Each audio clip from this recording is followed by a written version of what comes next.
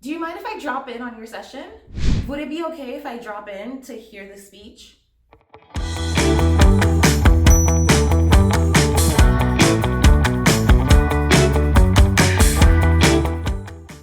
Hi friend, welcome to Let's Talk Context, American English idioms, phrasal verbs, and expressions. I'm Ethlyn. For today's lesson, we're going to talk about the phrasal verb drop in. So I take a drop and I go in somewhere? Is that what it means? No. Well, let's take a look at the examples.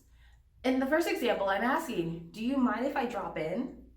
In the second example, I say, would it be okay if I drop in? So the idea of dropping in on something is to participate or to sit in so you can observe, or you take part but temporarily, right? So the idea of, let's say I have a meeting, I'm gonna drop in on your meeting.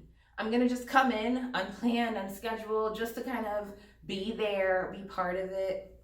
And, I may stay for 5 minutes, 10 minutes, 15 minutes, but I'm not going to stay for the entire time.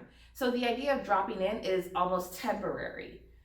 Hey, you need to drop in and hear what's going on right now. So you need to come and take part and participate in what's happening right now, to come and see, but the idea is you're not going to stay for the entire time.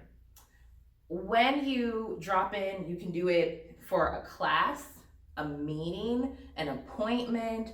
I just decided to drop in to say hello. So let's say you go and you meet a friend and the friend isn't expecting you to show up, but you happen to be in that area. So you come and you just knock on their door. Hey, I'm here. I just wanted to drop in and see you. So it's this idea of it's unscheduled, it's unplanned, and you're only there for a short period of time. When was a time that you dropped in on someone? Write it in the comment section.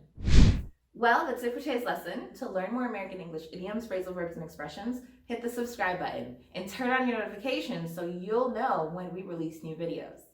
Until next time.